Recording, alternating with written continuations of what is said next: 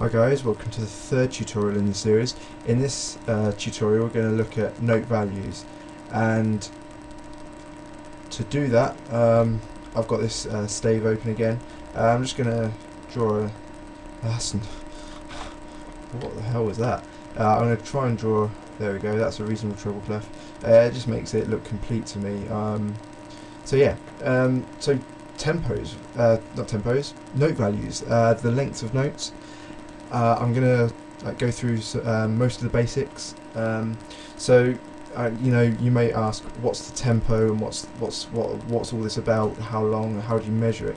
Well, you measure it in beats. If you listen to heavy metal, if you watch someone listening to heavy metal, you might see them headbanging. Now they're headbanging to the beat. Drum and bass, the beat's really like in your face. It's obvious. It's thumping. It's the beat is what makes music. It's pretty fundamental. So, how do we represent that? Well, if you want a note that you're writing to last one beat, or even if you're reading music, a note that lasts one beat, it looks like that. It's called a crotchet. Oh, my handwriting is rubbish, isn't it? Yeah, it'll last one beat. So if you were to count it, I'm going to tap on the desk and count. So a crotchet would last one. So it'd be 1, 2, 3, 4. It just lasts one. So what if you wanted to last two? A note to last 2 beats? Well, that would look like that, and that is called a minim. That's a bit better, isn't it? Let's dot the i's. Yeah, rock on.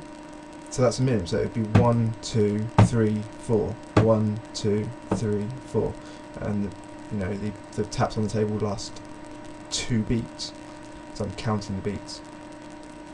So I'm going to skip past 3 for now and talk about them later.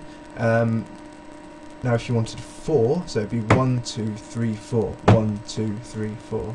You just draw that. It's like the minim, but it's without the stalk. So it's just like that. Just slightly flatter than it is tall, so more like that than that. Yeah, so that's what's called a semi-brieve. Let's just write that down here.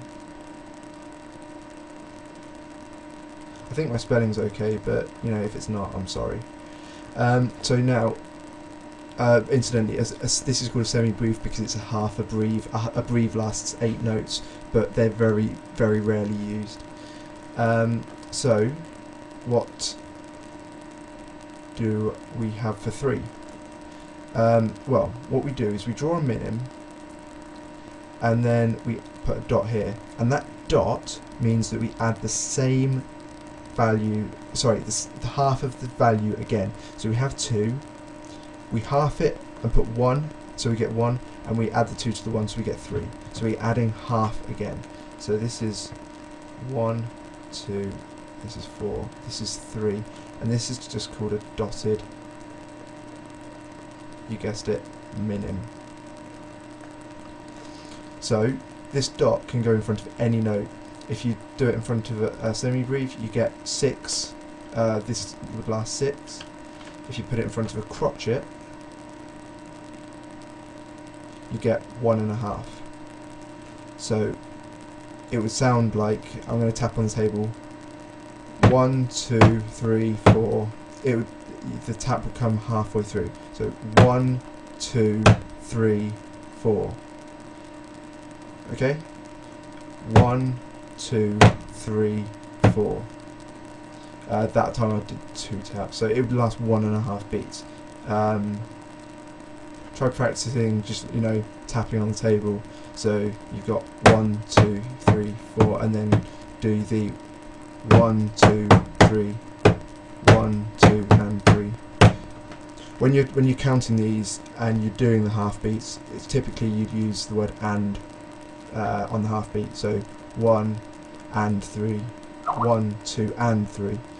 Okay, so this is the 1.5. But of course, if you can get a half, surely you can just get a half on its own. And that's a quaver, and it's like that. That's called a quaver. And that's worth half a beat. so that's worth half of one of these. So if you were to have a group of 4 of these, you could fit 8 of these in the same space.